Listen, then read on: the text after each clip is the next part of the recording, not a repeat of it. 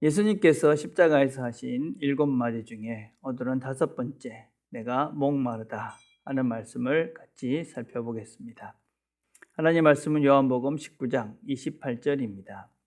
그 후에 예수께서 모든 일이 이미 이룬 줄 아시고 성경을 응하게 하려 하사 이르시되 내가 목마르다 하시니, 내가 목마르다, 십자가에서 들려준 예수님의 신음소리입니다.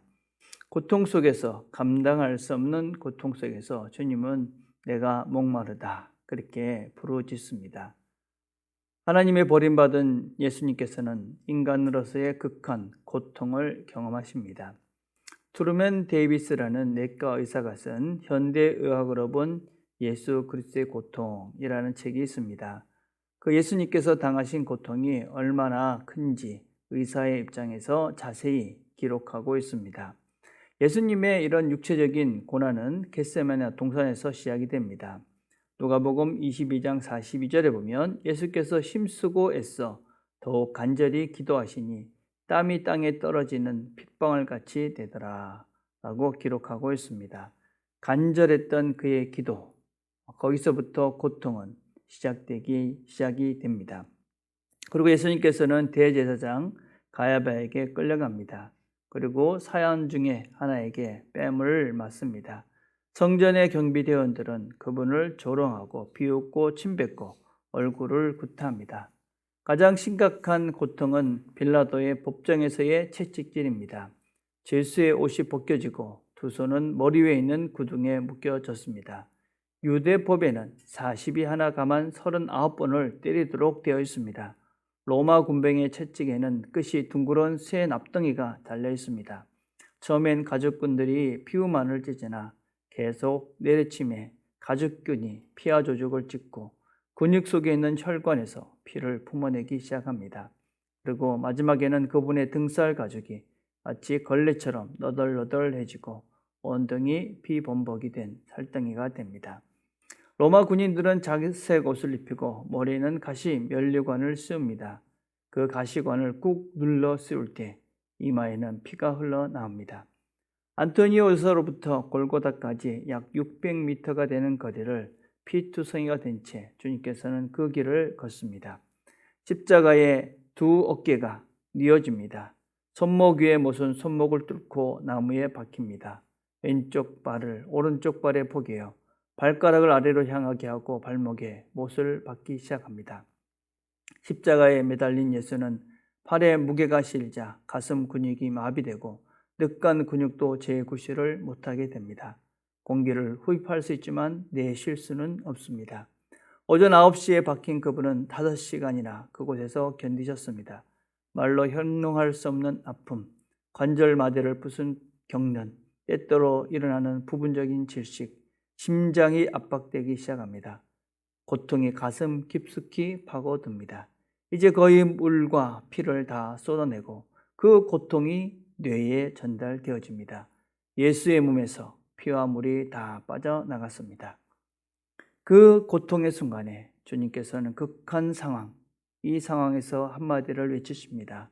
내가 목마르다. 주님은 이렇게 고통, 한 사람으로서 당할 극심한 고통을 다 겪으셨습니다. 그래서 그분은 우리의 고통을 모르지 않습니다. 우리가 당하는 고통을 그분은 다 겪으셨습니다. 그래서 히브리서 4장 11절은 이렇게 말합니다. 우리에게 있는 대제사장은 우리의 연약함을 체휼하지 아니하는 자가 아니요 우리의 연약함을 모른 척하고 모르시는 분이 아니다. 우리의 고통을, 우리의 아픔을, 우리의 힘듦을 그분은 너무나 잘 알고 계시는 분이다.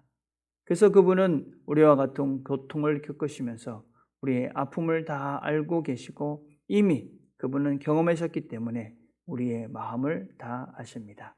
우리의 아픔과 고통을 그분은 다 아신다. 그런데 왜 이분은 이러한 고통을 감내해 내십니까? 우리의 목마름을, 영원한 목마름을 해결해 주시기 위해서입니다. 사람들은 갈증을 느낍니다. 그러나 인간의 본질적인 갈증은 돈이나 지식이나 권력으로, 명예로 해결되지 않습니다. 예수님께서는 목마른 인생을 살고 있는 한 여인에게 이렇게 말씀하십니다. 이 물을 마시는 자마다 다시 목마르려니와 내가 주는 물을 마시는 자는 영원히 목마르지 아니하리니 내가 주는 물은 그 속에서 영생하도록 솟아내는 샘물이 되리라. 주님의 이 목마름의 갈증은 단순한 육체적 목마름이 아닙니다. 인간을 구원하시기 위한 하나님의 갈증입니다. 파스칼이라는 사람은 이런 말씀을 했습니다. 모든 사람의 마음에는 하나님이 만드신 하나의 공간이 있다. 예수를 믿는 사람이든 안 믿는 사람이든 다 마음속에 이 공백이 있다. 이것은 어떤 피조물이라도 채울 수 없고 오직 예수 그리스도를 통하여 하나님만이 채울 수 있는 공간이다. 우리 인생에서 갈증이 생기는 이유는 바로 이 하나님의 형상으로 만들어져서 하나님만이 채울 수 있는 이 공간이 채워지지 않을 때 우리는 갈증을 느끼고 뭔가 허전한 그리고 뭔가 채워지지 않는 무한한 욕망들을 느낄 수밖에 없습니다. 그래서 본질적으로 우리 모두는 하나님을 찾는 갈급함들이 있습니다. 지금 나는 무엇에 목이 말라 있습니까? 이것이 나의 신앙이요 인격이요 영적인 수준입니다.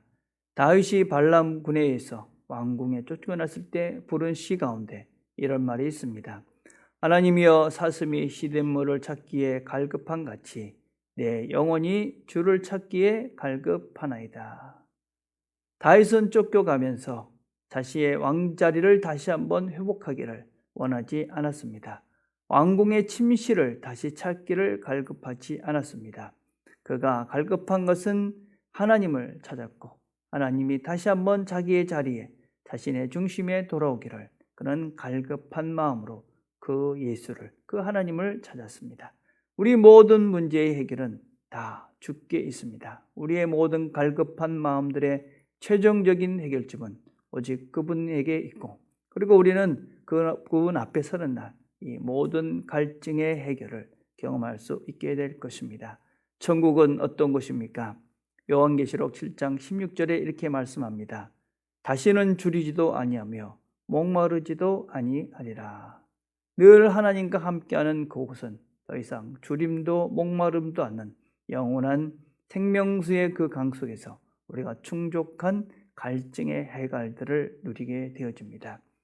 고난주간에 주님의 고난을 묵상하면서 우리의 갈증을 채워주시는 우리의 생명수가 되시는 예수를 인하여 우리의 영혼의 갈증들을 해결하시고 또 그 갈증을 해결하는 하나님의 은혜를 누리는 날들이 되기를 간절히 바라겠습니다. 기도하겠습니다. 하나님 감사합니다.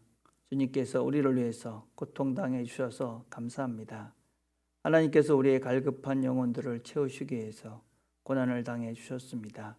이 한 주를 보내면서 우리의 영혼 속에 있는 갈증들을 예수님의 은혜로 채워가며 그 하나님의 은혜에 우리 모두가 하늘의 은혜를 또 하늘의 풍성함들을 경험하는 이 고난주간 되도록 함께하여 주옵소서.